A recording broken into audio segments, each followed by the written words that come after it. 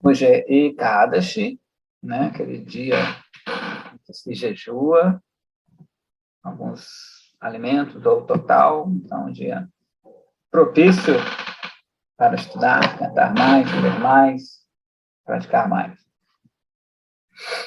A gente está no Upadeshavasa, capítulo 1. Vacho vegan manasakro da vega, jihva vegan mudaro pasta vega, etam vegan yoga shahitatiha, sarvapimam prativim sashishyat, que é o primeiro verso do Upadeshamrita, né? O néctar de instrução, como Srila Prabhupada traduz. Então, a gente estava no comentário de Srila Bhaktisiddhanta Saraswati Thakura, né, que é o último comentário, e ele estava falando sobre esse verso, claro, né? E ele continua assim: aqueles que são go, dasa, né, dasa quer dizer servo, go, dos sentidos, são, na verdade, servos da energia ilusória, Maya. Se, portanto, eles desejarem se tornar servos de Krishna, eles devem seguir os passos daqueles que são realmente Goswamis, é o contrário de Godasa, né? Swami quer dizer o senhor, aquele que controla os sentidos. Né? Então, os sentidos descontrolados e outros sentidos completamente controlados. Né? A gente até falou do cavalo, tudo. Desde roubá-lo. Então, um é o oposto do outro. Daisy, tudo bem, Daisy? Durante. Então, a gente acabando de começar. Então, a gente falou a diferença entre Godasa, o servo dos sentidos, e Goswami, né? O senhor dos sentidos. Né? Então, controlar os sentidos, como a gente até comentou, não é fazer com que os sentidos façam aquilo que eu quero. Porque, em geral, quando eu penso assim, eu controlo o sentido, o que eu quero, esse eu, em geral, é a mente dele. Né? Então, é a mente que já está descontrolada. Tá bom? Então, a mente que já está viciada durante vidas e vidas a satisfazer o próprio sentido, só que de uma maneira que seja favorável aos ditames dessa própria mente. Um rolo isso, né? Então, às vezes, a própria mente enrola, né, você a servi-la. Tá bom? Então, de repente, você dá um exemplo aqui, né? Talvez eu tenha muita preguiça para acordar cedo e fazer ginástica, um exemplo. E eu estou meio fora de forma, meio gordinho. Né? Aí eu entro num programa de controle mental, de yoga, sei lá o quê. Aí eu começo, né, a obrigar, digamos assim, a treinar meus sentidos, né, a acordarem mais cedo. Então, essa própria mente, que está sob a influência de tamas, né, da letargia, ela começa a ser um pouco treinada, entre aspas, a acordar mais cedo, fazer ginástica. Fazendo essa ginástica, tenho endorfina, realmente eu vou me sentir melhor. Né? Então, os outros sentidos vão se sentir melhor. E eu penso que eu dominei minha mente. Mas, na verdade, eu ainda estou sob o controle da mente, sobre outro aspecto desses gunas. Tá bom? Porque, na verdade, eu estou dando prazer aos meus sentidos de uma forma um pouquinho superior. Antigamente, eu estava dormindo, babando, até tarde. Né? Então, isso você estava usufruindo dos sentidos sob a lente de tamas da ignorância. Agora que eu fiz aquela programação, Peredel, como é que é? Tem aquelas programações mentais, eventais, vai para um coach. Aí você começa a usufruir da mesma forma. Né? Os sentidos estão usufruindo, só que num nível mais relax. Já passa para Raja, assim como de repente passa para depois Sattva e assim por diante. Né? Sacou? Então, a mente, ela, na verdade, Maia, a ilusão, o maior truque dela é achar que a gente está sob controle. Bem interessante. Então, o Goswami, como é que ele controla os sentidos? Todos os sentidos dele são direcionados a Deus, a Krishna. Como Ambarisha Maharaja, que a gente acho que deu exemplo aqui, apesar de ser um rei riquíssimo, ele usava todo o corpo dele para servir a Deus, né? As pernas para irem até os templos, ir até os locais sagrados, né? Ele usava a língua dele para honrar prasada, né? Aquele alimento que é oferecido a Krishna, os olhos dele para olhar as formas de Krishna, a narina para sentir o aroma dos incensos, das flores que é oferecido a Krishna, e assim por diante. Então, a respeito, a gente tem uma ideia errônea do que é controle de sentido. Às vezes a gente vê também naqueles filmes da Índia, ou documentários, um cara com o braço para cima, assim, durante 30 anos, e a gente acha que isso é controle de sentido. Né? Ou o cara que passa um negócio para cá, sem doer, sei lá o quê. Né? Então, na verdade, isso não é controle de sentido. No sentido mais verdadeiro, né? Que, na verdade, ele mesmo está tentando controlar uma coisa, ele não está não está se deixando controlar por esse amor, né? Por Deus. Ou seja, ele quer ser o próprio senhor da sua vida. O Goswami, quando a gente fala que ele é o senhor dos sentidos, é que, na verdade, ele está entregando esses sentidos para Deus. Né? Então, isso são mais sutilezas para quem convive com esses grupos mais esotéricos e tudo. A primeira teoria que eu falei está mais em voga entre eles, né? E a nossa teoria, no sentido não de ser uma coisa que não existe, ele está corroborado pela cultura védica, né? Beleza? Então, tem essas diferenças que fazem uma grande diferença também no final, né? Então ele começou a falar, né, que esses Godasas são servos dos sentidos, eles são servos da ilusão. E se eles querem se tornar servos de Krishna, eles têm que ficar na companhia dos Goswamis. Aqueles cujos sentidos não estão controlados nunca se tornam devotos de Hari. E, de novo, não é pela sua própria força, né? É se abrigando nessa força maior. No Srimad Bhagavatam 7.5.30, para lá da Maharaja, que está falando com o pai dele, né, Hiranyakashipu, disse assim: Matina Krishne Paratasvatova Mito Vipadita Grihavratanam Adanta Gobir Vishatantanishram Punascharvita Charvananam. Aí ele fala para o pai dele: ó pai, as pessoas materialísticas estão simplesmente moendo aquilo que já foi moído, né? E mascando aquilo que já foi mascado. Então, os Goswamis falam, dão um exemplo da caldo de cana, né? Você passa a cana uma vez, tira uma coisa, passa outra vez, depois ele fica só o bagaço.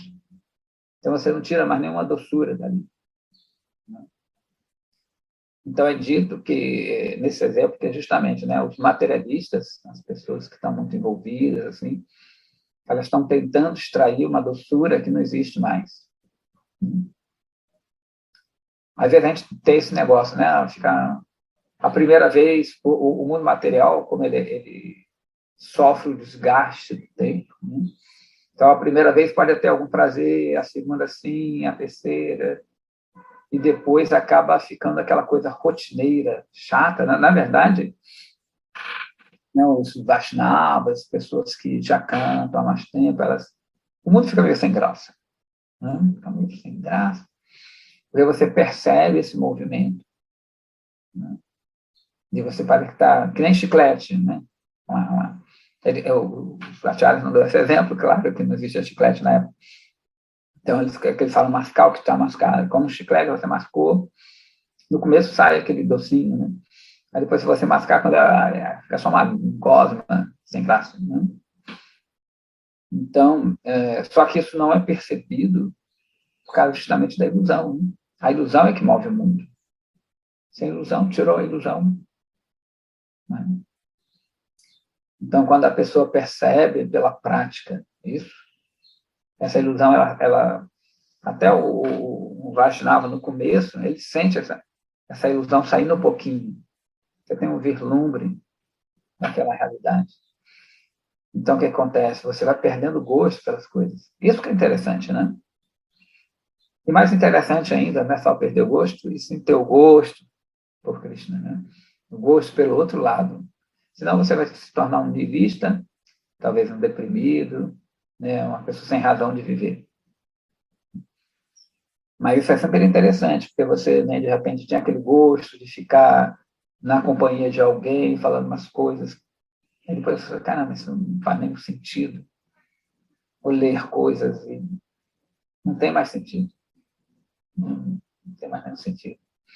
E, de novo, né, o mais interessante é você achar sentido em estar na companhia de pessoas que falam de Krishna, de espiritualidade e assim por diante, de ver coisas que estão relacionadas a isso, de estar envolvido nessa atmosfera, né? Isso é o mais interessante. Então, é isso que ele está falando aqui. Então, ele continua assim.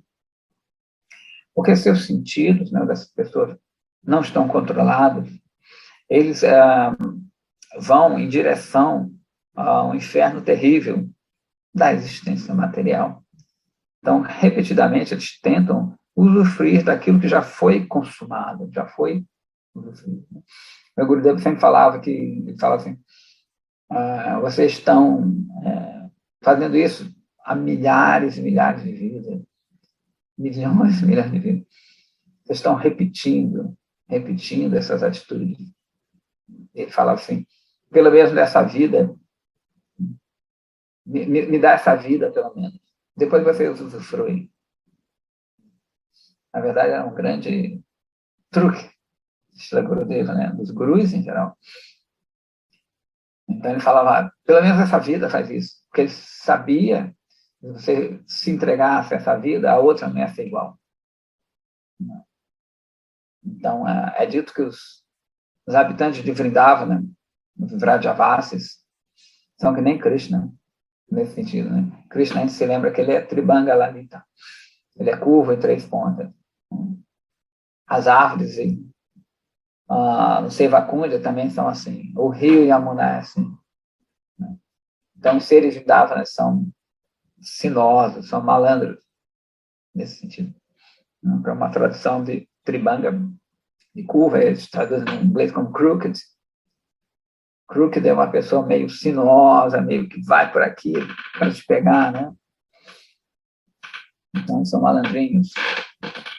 Então, os grandes gurus são grandes, eles são muito experientes em saber envolver você, né? Para tirar de outro envolvimento. Que a ilusória, a energia ilusória, né? A Maya, ela também é muito malandrinha. Ela envolve a gente. Então, tem que ser alguém mais malandro para tirar a gente desse envolvimento, né? Então, os gurus, os grandes mestres, também vão envolvendo você, né? Porque eles sabem que a gente está num círculo vicioso, né? Muito difícil de sair. Então, ele continua aqui. A inteligência de tais materialistas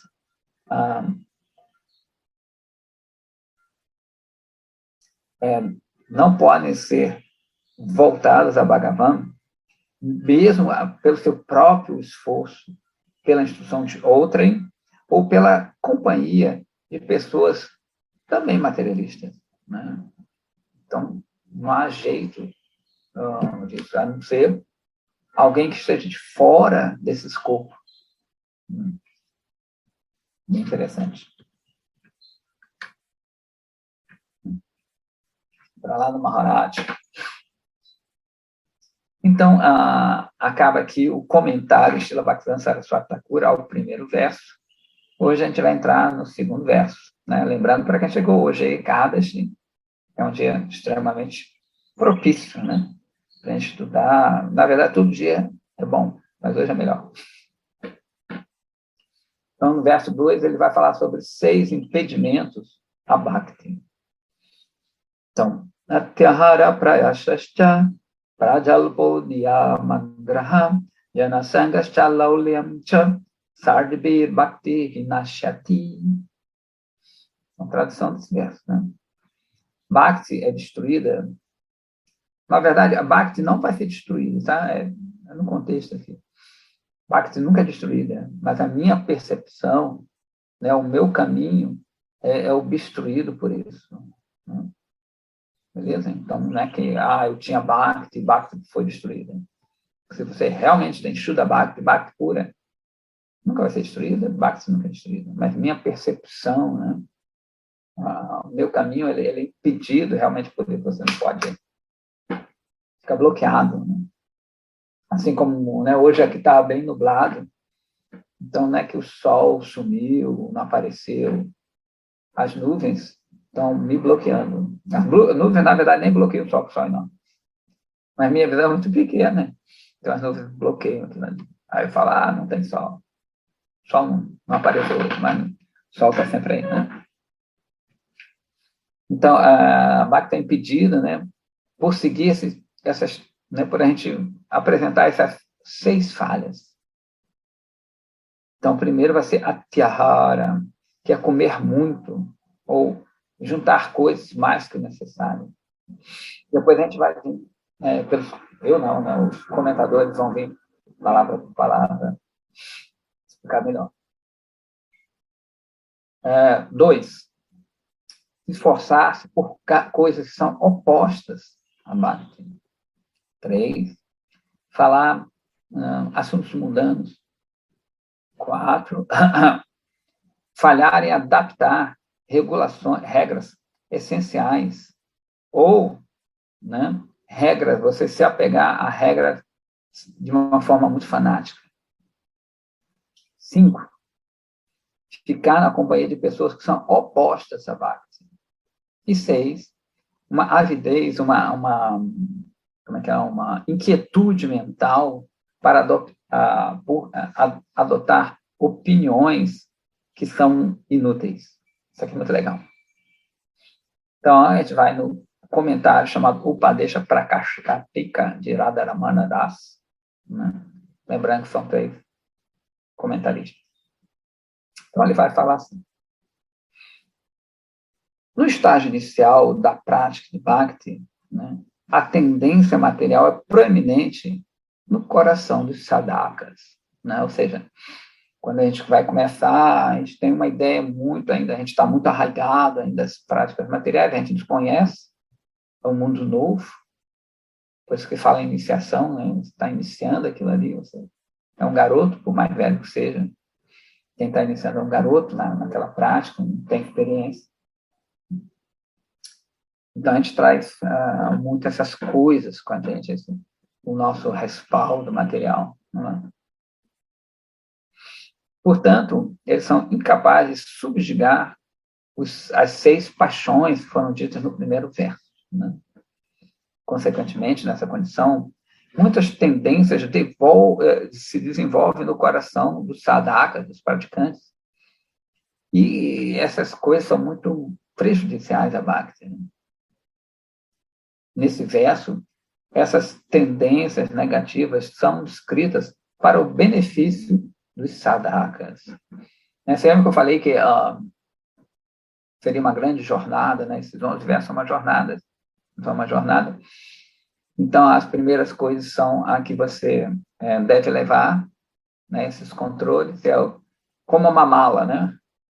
Primeira coisa que você deve levar, a segunda que não deve levar, né? Esses impedimentos você deixa para lá, que só vai pesar na tua mochila de viagem.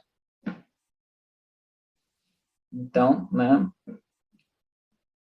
Ele fala assim, a palavra atyahara significa comer muito, né? Muito mais do que necessário, ou acumular objetos materiais.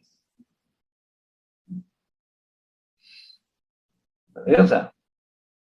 Então, é até interessante que, às vezes, no começo, eu acho que comentei isso, Srila Prabhupada, não, pode continuar.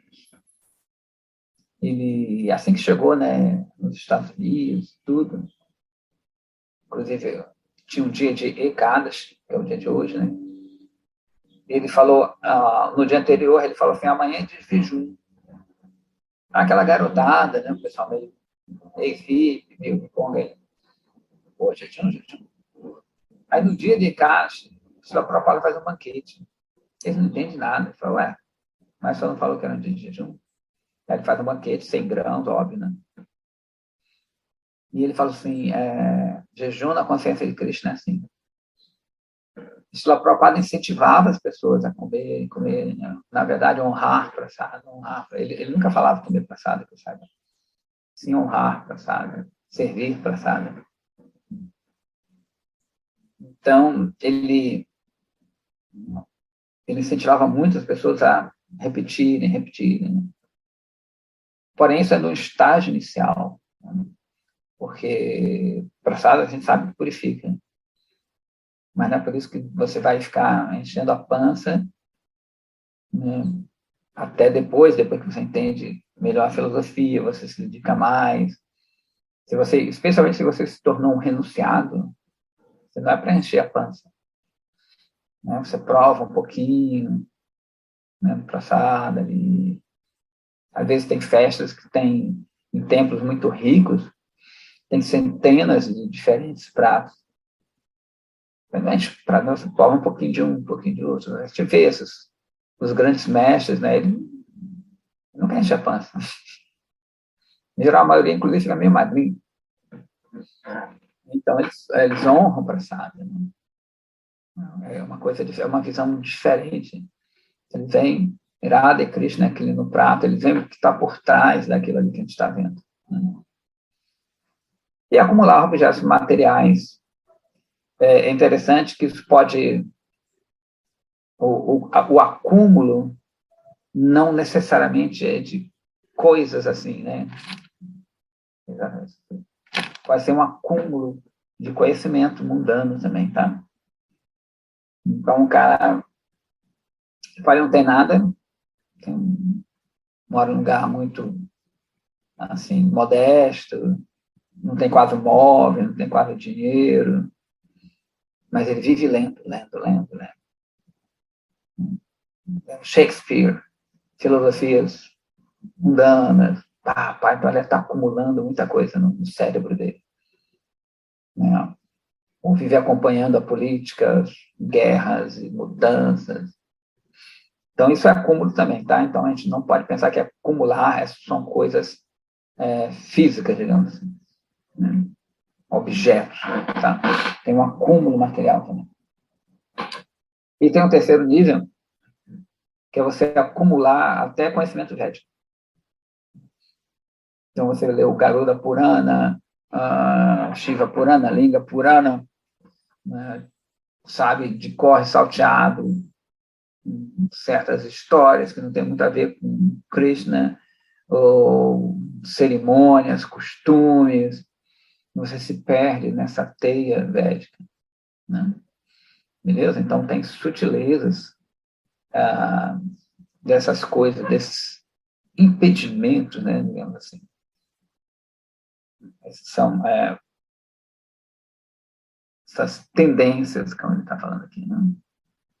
A palavra prayasa significa se esforçar por objetos mundanos ou ficar ocupado em atividades que são opostas a bhakti. Né? Então, de repente, você faz sua prática, mas está sempre ocupado no trabalho, se envolve naquilo ali, né, no seu trabalho, e mistura, às vezes, a coisa com bhakti. Né? Esse é o prayasa, né? Se ocupar nas coisas que são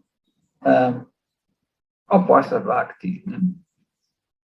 e se esforçar para conseguir, às vezes, até uma condição que seja favorável a Bhakti, digamos assim. Eu tinha um conhecido meu que ele falava assim, eu chamava ele para o templo, Pereirão, e ele foi uma vez, ele gostava, praticava, né, uma coisa, mas sempre, aí começou uma época que ele sempre tinha alguma coisa, assim, uma coisa familiar, um evento familiar, sempre tinha uma coisa que impedia ele para o templo, de ficar com a gente, entendeu? E um dia ele falou, não, assim que eu fizer isso, eu vou me dedicar mais. Assim que eu estabelecer minha vida, eu vou, né, me dedicar mais. Assim que eu ganhar mais, assim que minha família, né, que meu filho crescer, assim que eu não sei o que lá, assim, nunca mais, na verdade, nunca mais ouvi.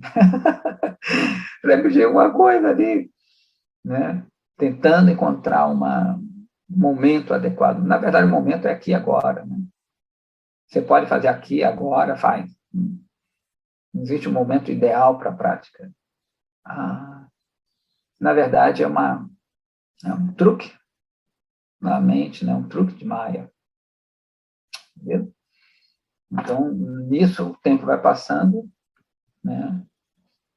E você, de repente, está deixando o melhor de você, né? Do corpo, da sua mente, para depois. Vai ficando mais velho, vai ficando mais difícil, né? A memória vai fugindo, a força vai fugindo. Quando vê, está velhinho e já era, né? Então, a gente tem que ficar bem atento a isso. A terceira é Prajalpa. Prajalpa é bem conhecido, né? Que significa fofoca, né? Falar coisas que não tem nada a ver. Ele fala que justamente é uma perda de tempo. Uma perda de tempo. Eu me lembro que na época de eleição, não sei o que lá, no Facebook, tinha vários devotos, assim, dá até pena, né? Porque, no bom sentido, né? Porque a pessoa fica brigando, um fica brigando, que é aquilo, e defendendo fulano, cicrano, uma loucura. Né? Mas não tem que se envolver nessas coisas. A não ser que ele mexa naquilo, seja o trabalho dele.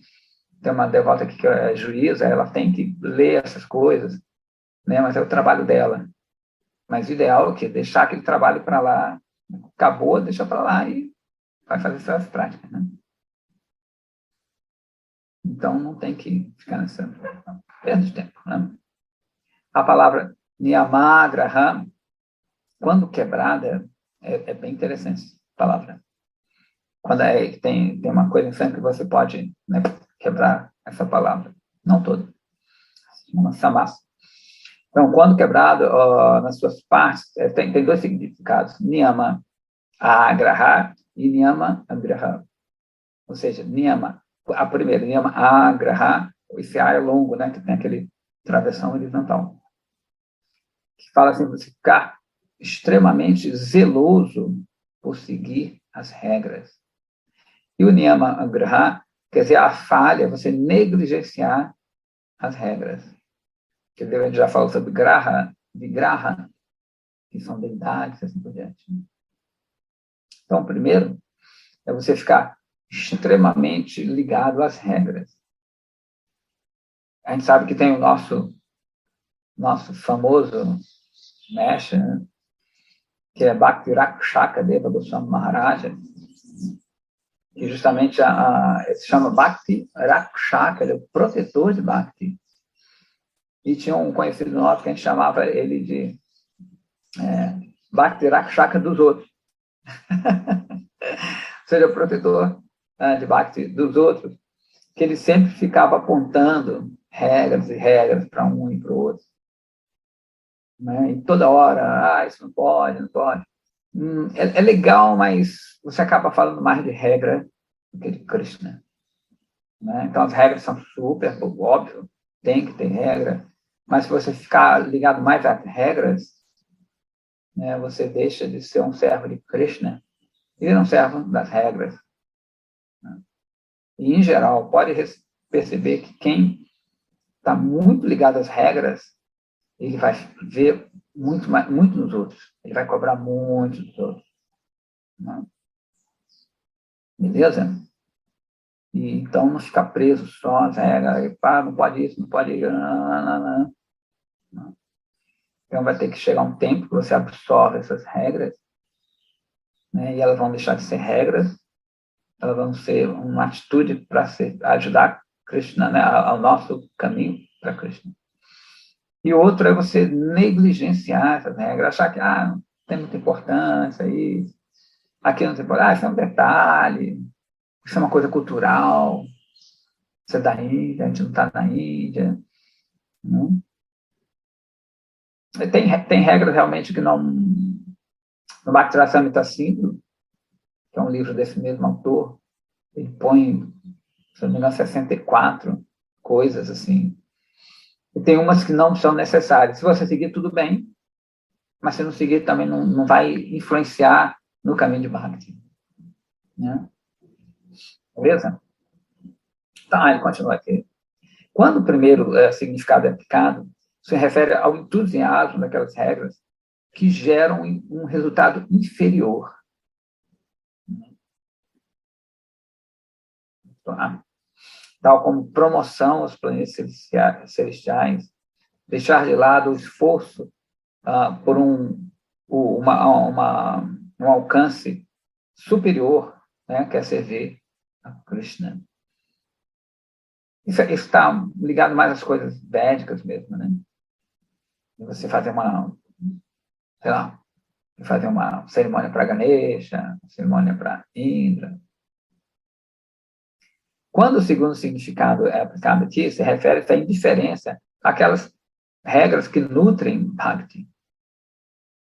A palavra Jana Sangha, né, significa abandonar a companhia dos devotos puros e manter a companhia de outras pessoas. Né? Ou seja, você gosta mais da companhia de outras pessoas. Você fica mais tempo com outras pessoas que não tem nada a ver com o que você gosta, né? Isso é bem complexo. Às vezes a pessoa... Eu tinha um conhecido meu também que... Estou falando dessas referências para a gente ver o que acontece na vida real, entre aspas, na vida corriqueira, que às vezes o devoto ele não tem ele vem de uma classe um pouco inferior, ele é uma pessoa mais grosseira, né? E tem outros devotos que vêm de uma classe bem superior. Estou falando isso intelectualmente falando, tá? Então, é uma pessoa meio bruta, e o outro é refinado, estudou fora, tem educação muito boa. E às vezes existe um choque, né? E essa pessoa que tem essa educação, ela acaba falando, poxa, eu vou ficar na companhia dessas pessoas aqui. Ela sente um desnível e acaba procurando pessoas que são do nível dela. Porém, por pior que seja o nível cultural de um Vaishnava, assim, um Vaishnava sincero, é melhor que um cara muito refinado, mundano, né? Porque ele não vai te levar a nada. Já o outro, mesmo que seja meio grosseirão, pelo menos você está servindo a Krishna com ele, está fazendo uma coisa, falando de Krishna. Pode falar errado, pode ser, sei lá, um pouco tosco, mas vale mais a pena. Né? Então, ele continua aqui na conversa entre Devahuti e Kardama Muni, isso acontece no Bhagavatam 3, 23, 55. Né? Para quem não conhece, Devahuti, eles são os pais de Kapila Deva, tá? Existe uma instrução muito legal sobre abandonar essa companhia indesejável. Né? Ele fala assim, Sangoya samsrehetu asatsu vihuto diya saeva sadushu krito nisangatvaya kalpate. Fala assim, ó Deva, a companhia dessas pessoas é a causa, a companhia de pessoas é a causa tanto do enredamento material como da libertação dessa existência. Quando, devido à ignorância, uma pessoa mantém a companhia de pessoas que têm a mente mundana, que são diversas do caminho do Bhakti, isso leva uma pessoa a se envolver na matéria. Contudo, quando uma pessoa mantém a companhia de devotos puros do Senhor, isso libera-o da existência material e faz com que ele obtenha os pés de lótus do Senhor. Então, bem interessante. Como diz isso também Bhakti-Rakshakadeva Goswami Maharaja, ele fala que consciência de Krishna é justamente você voltar a tua atenção para ele. Essa mesma atenção. Ele fala, é muito fácil. Ele está assim. Então, ou seja, você fazer essas coisas, as nossas tendências, para Krishna. É bem interessante. Que realmente, vamos pensar bem, uma coisa simples. Só que como a gente está muito ligado para o outro lado, a gente não consegue virar assim. Como alguém que tem torcicolo, não consegue virar, porque já está acostumado. Né? Mas, na verdade, é isso. Né? Você cantar, dançar, você ler, você ficar na companhia de alguém, você festejar. Só que tudo isso direcionado para Krishna. Então, é bem interessante esse processo, porque você não necessariamente, pelo menos agora, né, você não precisa se retirar, se isolar, né, praticar super austeridades. Uma coisa bem atual, é bem interessante, né, que Mahaprabhu traz uma coisa que é para essa época mesmo. Né? Quem tem essa... O mundo mesmo já não permite essas coisas de você ficar na floresta, numa caverninha, raríssimos casos, né? Então, uma coisa que você pode aplicar na sua vida a qualquer momento, né? Qualquer hora, é bem interessante isso, né? Então, é só mudar, né, o seu foco, em vez de ficar com aquelas pessoas, com toda essa tendência, você investe lá em Krishna, né? Como a gente está aqui, então, eu estou falando que já meia hora, a gente poderia estar falando outra besteira, né? Então, a gente está falando aqui de Krishna. Vocês estão ouvindo? Não estão usando, né? Podia estar ouvindo, sei lá, um pagode, sei lá, qualquer coisa. Então, além do mais, Bhagavan Kapila-deva, que é o filho deles, né, dá as seguintes instruções a Devahuti, que é sua mãe. Sangana kurya pramada sujatu yogasya param param arurukshuhu matsevaya pratilabat malabho vadantiya niraya dwaram asya. Aqueles que desejam obter Krishna Prema, ou seja, o amor por Krishna, que é o fruto máximo de Bhakti Yoga, nunca devem ficar na companhia do sexo oposto. Os sábios eruditos que conhecem a verdade absoluta dizem que aqueles que desejam a liberação da existência material e alcançar os pés de lótus do Senhor, né, essa conexão ilícita com o sexo oposto abre as portas para o inferno. Né? Beleza? Então, quando ele fala que é ilícito, né, que também você vai ser um louco, como é o Niyamagraha, né, eu me lembro que logo no começo, assim, que eu entrei no templo, tinha um rapaz que quando ele via uma menina que em outra instituição você entra como brahmachari, como celibatário, assim, não sei o que lá, já viram brahmachari, né?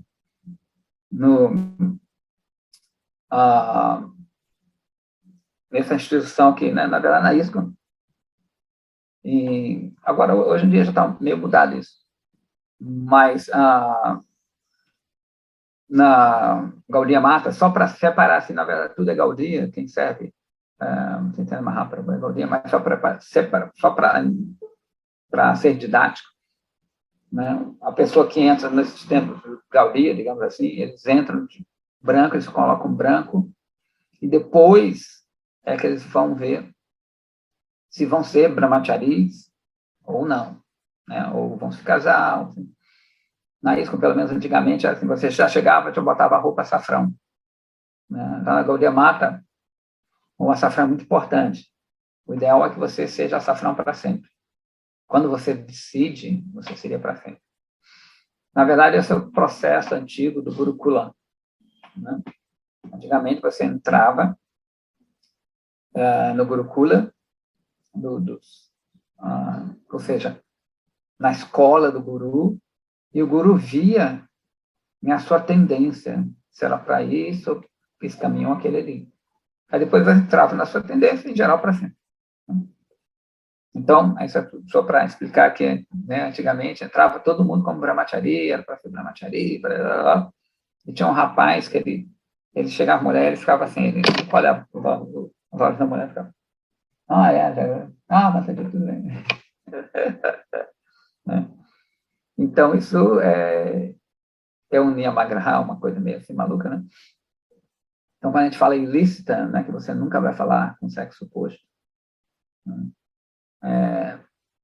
vai ficar um louco, mas falar coisas referentes a Krishna, né, especialmente se você é um celibatário, não vai ter essa coisa íntima, né?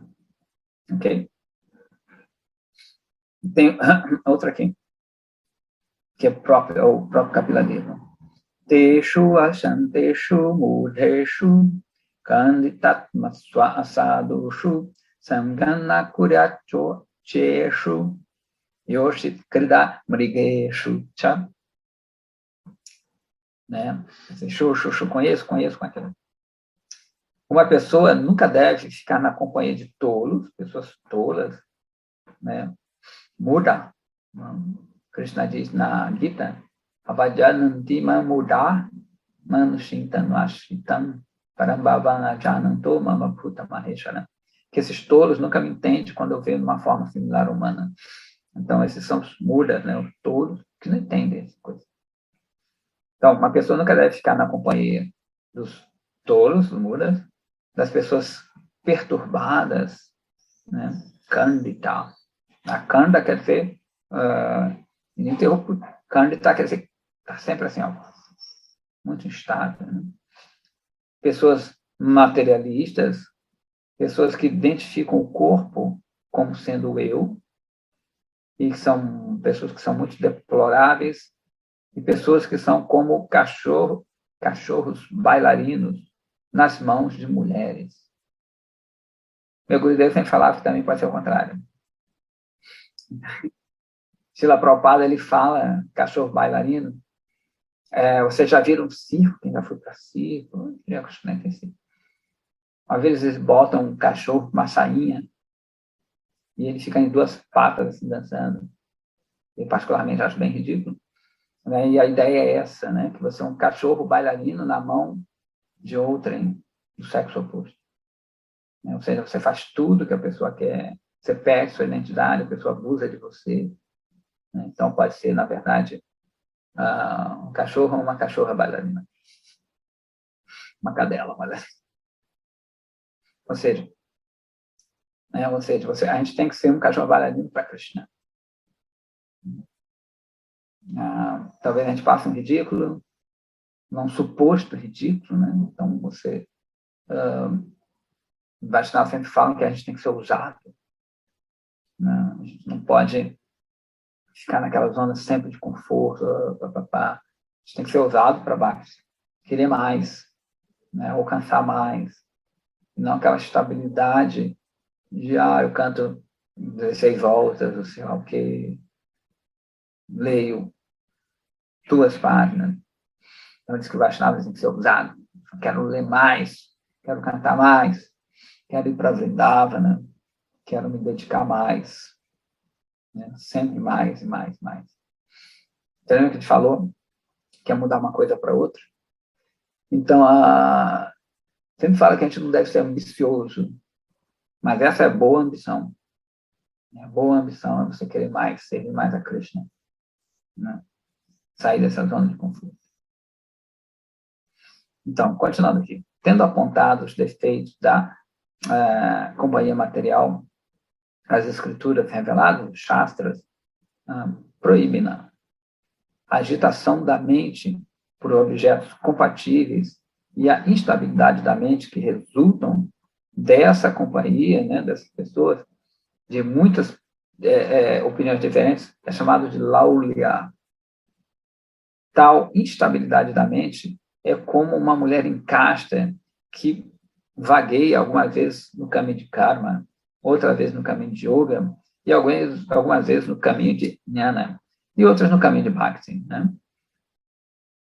Por isso, a predileção por bhakti é destruída. Olha que legal, né? Eu estava viajando agora, cheguei ontem, de Lumiar, uma cidadezinha bonitinha aqui, com cachoeira, Pereirão. E eu falei, poxa, tem uns devotos lá, falei, vamos se encontrar, fazer um bhajan, fazer uma leitura, né? Mas Lumiar é o refúgio de outro tipo de coisa lá, que eles tomam chá, né? E esses devotos, eles misturam isso. Tomam chá, baixam tambor. Né? Então, o que ele está falando aqui, né? Mas gosta de Bhakti, assim. Porém, a gente pode ver que Bhakti acaba sendo realmente destruída. Se você ficar para lá e para cá, o lado para lá te puxa mais, em geral. Né? E óbvio que ninguém foi nos encontros com o Prabhupada. Ninguém apareceu. Mas estavam indo para os encontros lá das outras coisinhas, né? Enfim, isso acontece. A gente tem que tomar cuidado para não fazer essas misturas, né? Ele fala aqui como uma pessoa em casta, uma mulher em casta, que está com o marido, mas está com o amante. Né? Acaba com o amante, vai mais para os amantes. Né? Então, a gente tem que ficar bem atento nessas coisas. Mandaram uma coisa aqui.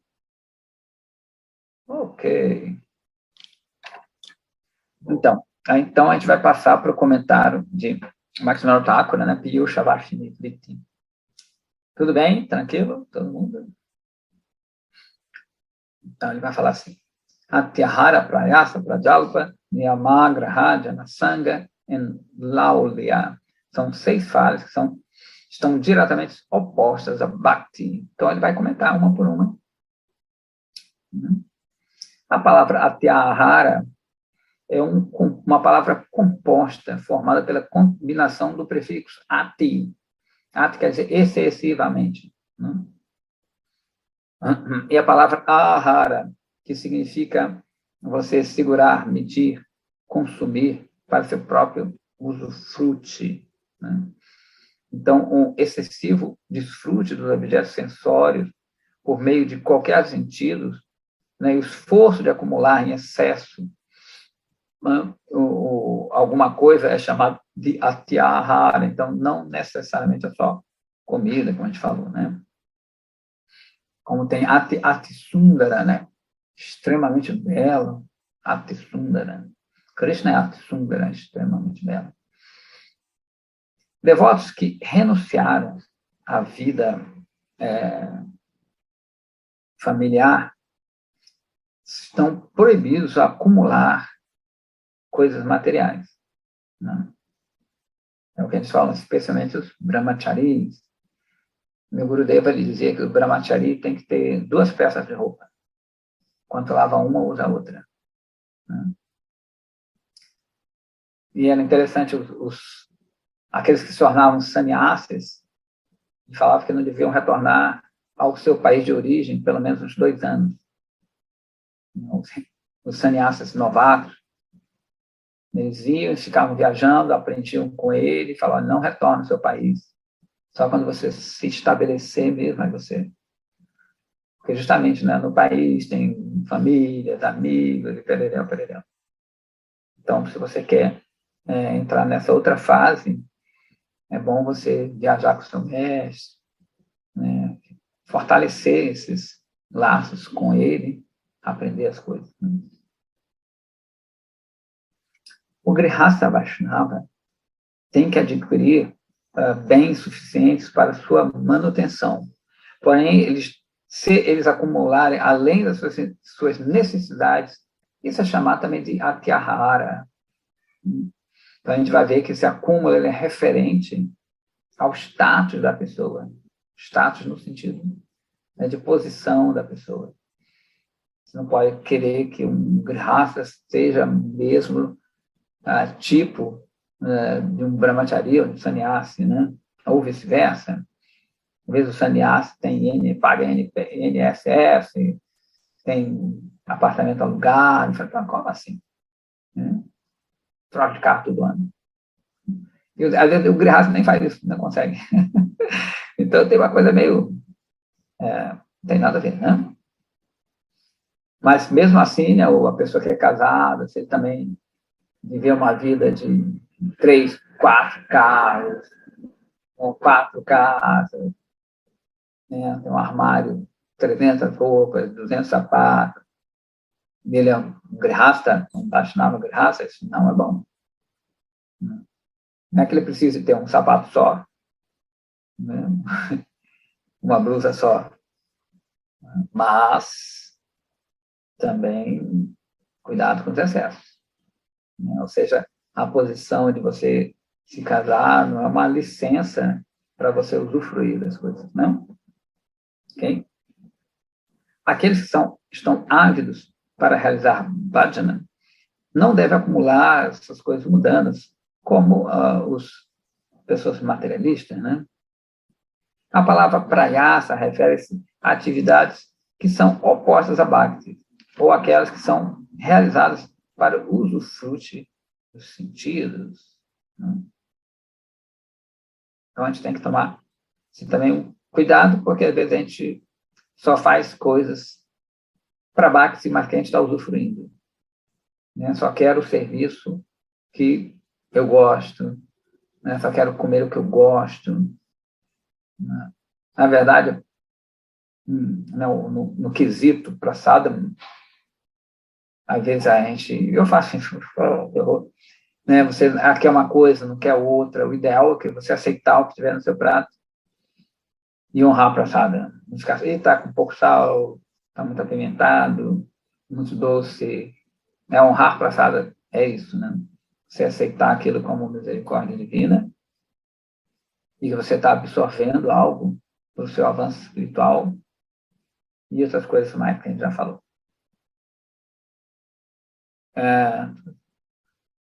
Perder tempo é inútil. Então, essas conversas mundanas são chamadas de prajalpa. Você não só perde tempo, quanto a gente acaba falando essas coisas, elas vão adulterando nossa consciência. Né? A palavra niyamagraha tem 2 sentidos, como já falou. Quando uma pessoa obteve uma qualificação progressivamente mais elevada, mas permanece super zeloso para aderir às regras pertinentes a uma qualificação inferior. Isso é conhecido como niyama agraha. A falha também é observar as regras que nutrem bhakti. Outras palavras, a ausência de fé firme é conhecida como niyama agraha. Ficar com pessoas que não são Krishna Bhaktas, né, devotos de Bhagavan, é conhecido como Jana Sangha. O Sangam, né? Lembra que a gente fala de Sangam? Sang junto, Gam, andar juntos. Né? Então, isso não quer dizer que você não possa ter contato com pessoas, a gente acaba tendo contato com pessoas que não tem nada a ver, né, o dia todo. More você num templo, ou né, não more no templo, quem mora no templo tem que sair, fazer compra, fazer coisas e mexer com bem um eletricista, sei lá, um bombeiro. Você tem que ter esse contato. Né? Tem pessoas, às vezes, que moram no templo, estudam fora. Né? Então, não fazer o Sangam. Né? Você lembra o Sangam? Na Índia tem muito essa coisa, tem um rio forte e um rio menor que se encontram. Eles chamam isso Sangam. É um lugar chamado Trisangam, onde 3 rios se encontram. e eles ficam ali mais fortes.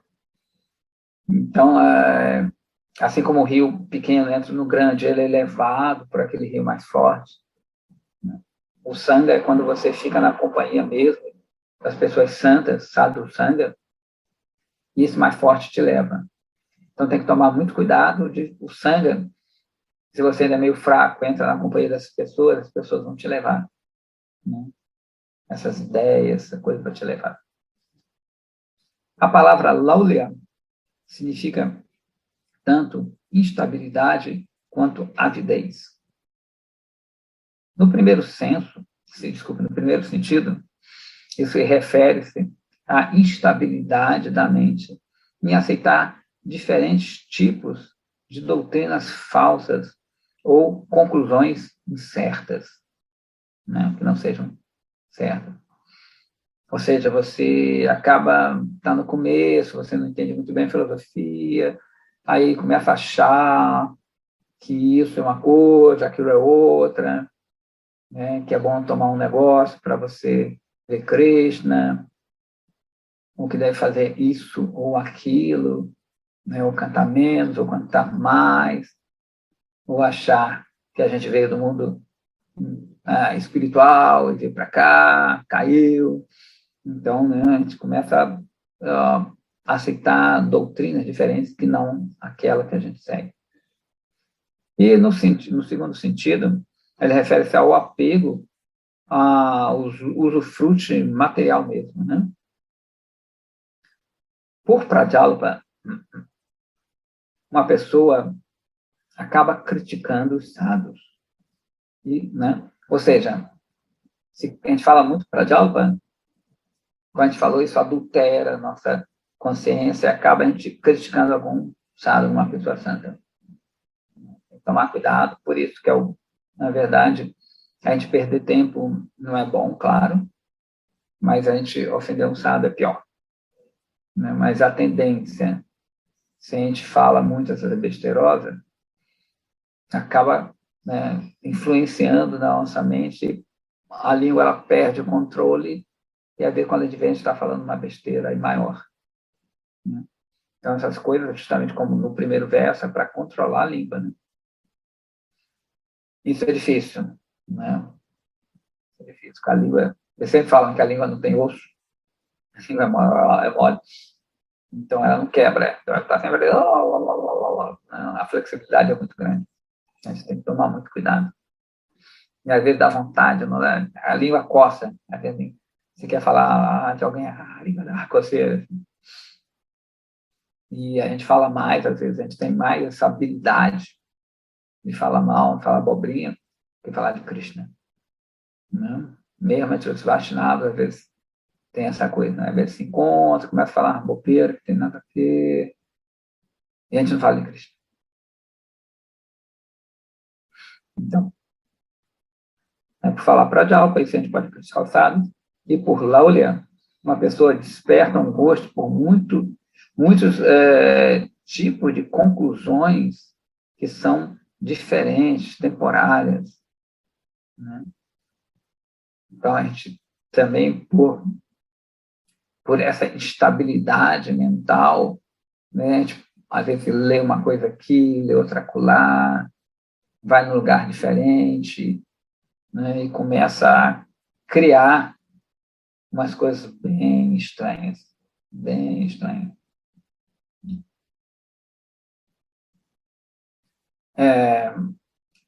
Essas coisas, ambas, né, levam a nama aparadha, ou seja, uma ofensa ao nome.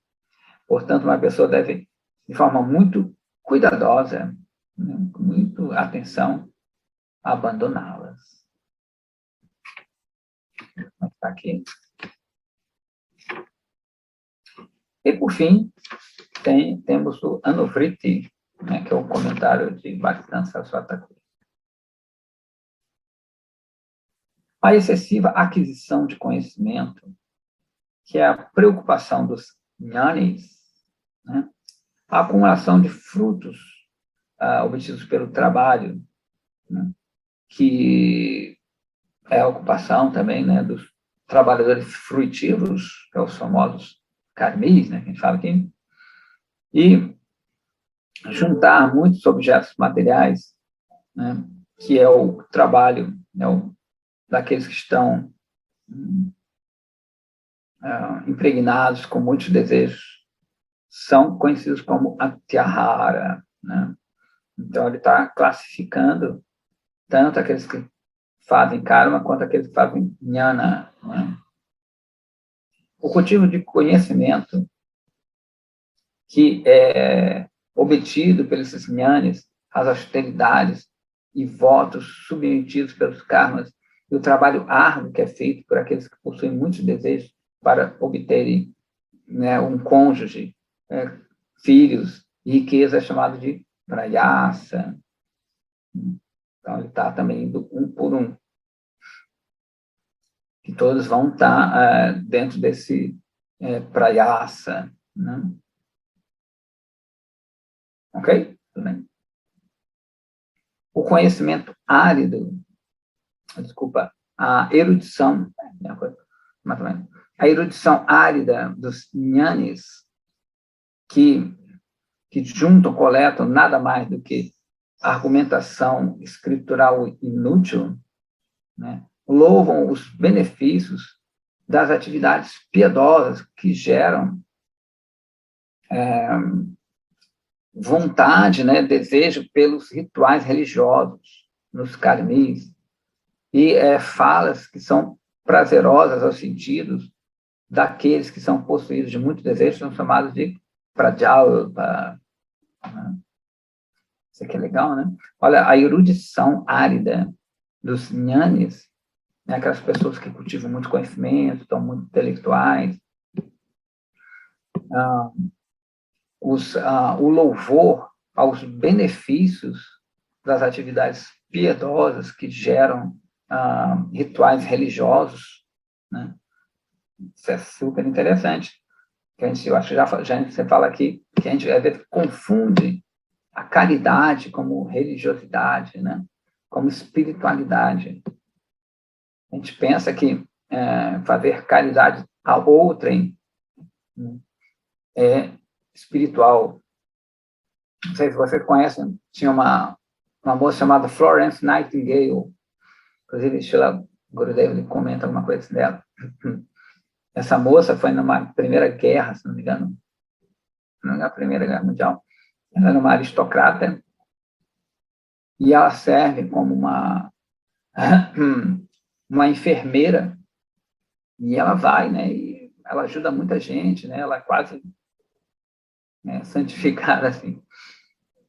Então, tem as pessoas que dedicam a vida para ajudar os outros mesmo.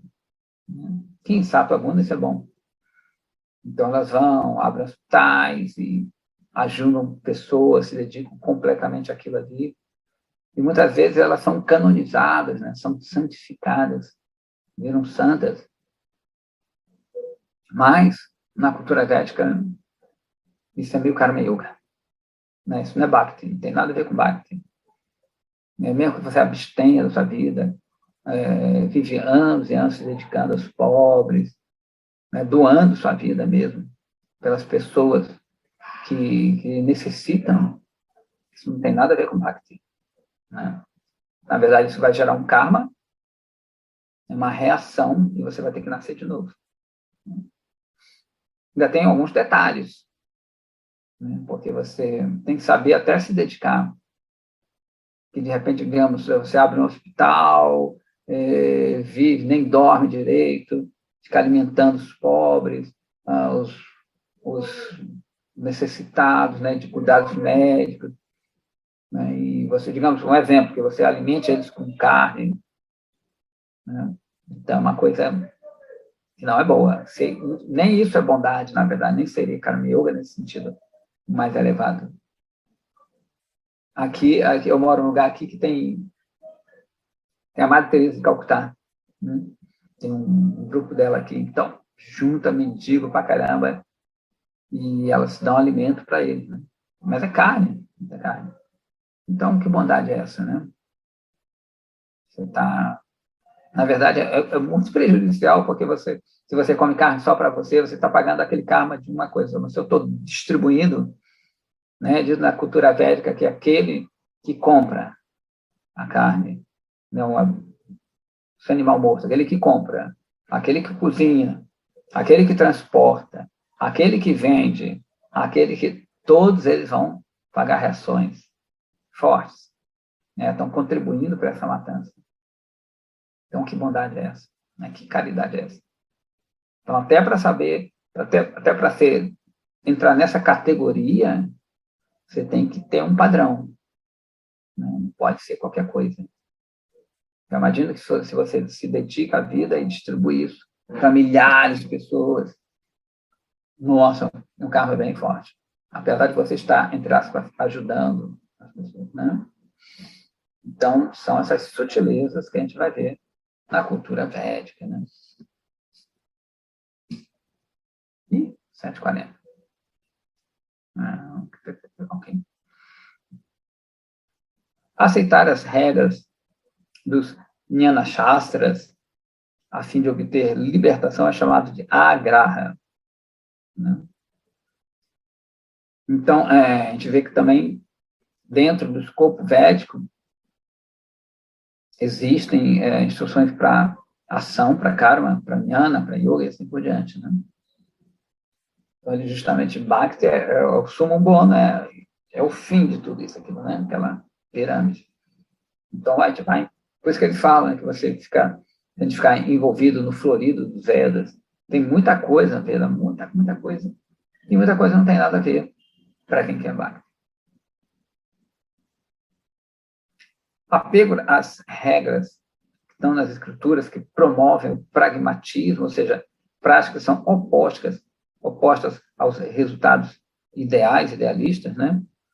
Com um desejo de um usufruto sensorial, tanto nesse mundo quanto no próximo, é chamado como niyama agraha. Né?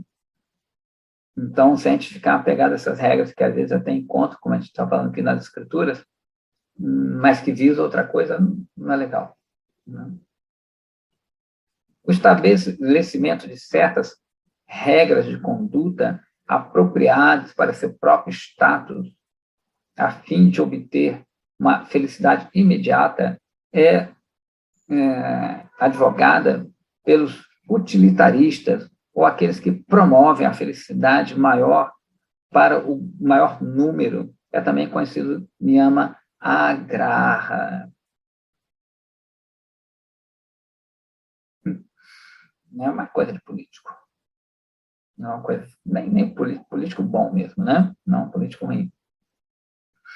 Não, que são pessoas que vão estabelecer certas regras que realmente vai melhorar a vida das pessoas, materialmente falando. Então, eles chamados de niyama agraha. Permanecer indiferente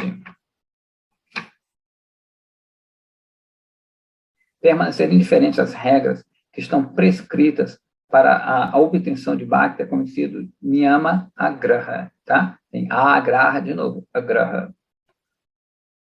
Tais pessoas são tão audaciosas que tentam passar, né, mesmo a sua imoralidade detestável e sua depravação como mais sagrado e elevado caminho para a devoção espontânea, raga marga. Ou seja, ele está dando... Bhaktivinoda Saraswati Thakur, ele é bravo, né? Sim, Mahaguru, que eles chamam Guru Leão.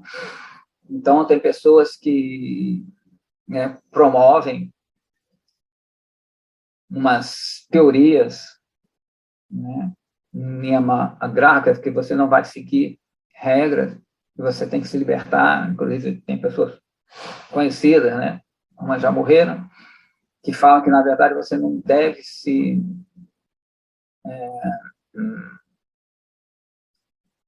abster de certas coisas. Você não deve se reprimir, você tem que soltar, que aquilo vai te levar a um bem maior, uma espiritualidade. Então, que você deixa fluir. Né? Se você se reprimir, vai te causar uma doença, E realmente, por um lado, tá certo, você não deve se reprimir, você deve o quê? Sublimar, ter um gosto maior. Só que eles não pensam nisso, você não deve reprimir materialmente nesse sentido, então que você deve fazer as coisas que você quiser, à vontade, né? E quanto mais você fizer aquilo ali, um dia você não vai ter mais gosto. Então, uma coisa completamente contrária a Bhakti, na verdade, contrária a qualquer espiritualidade que não seja até Bhakti. Então, tem uns caminhos de um tipo de Tantra que promove isso. E tem pessoas que fazem uma mistura e também promovem isso. Né? Que você deve, como ele falou, que são pessoas imorais, que façam isso como uma espiritualidade. A gente vê muitos grupos aí, especialmente nos anos 60, 70, mais 70, que eles promoviam essa coisa de você ter várias mulheres, vários homens, um fazer uma coisa, fazer outra, bacanais, né? E que isso era justamente uma maneira de você se libertar do invólucro cárneo, né? Ou seja, o importante é o amor. Se você vê o amor só para um homem, só para uma mulher, você está muito restrito. O amor é universal. O importante é amar, não importa o que, quem. Se você está limitado a um sexo, a um gênero, isso não é amor, porque o amor é mais amplo. Então, você pode até ficar com um animal e tudo, né? E em nome de espiritualidade, não. Então, é isso aqui que Bhaktivedanta Saraswati Thakura está falando. A gente vai parar por aqui, já são 7h45, tá? 1h15 que estamos falando. Aí, da próxima vez, a gente lê o restante do comentário dele, que é um pouco mais longo, né? Aí, se vocês quiserem perguntar alguma coisa, se eu puder responder, fica tranquilo. Beleza?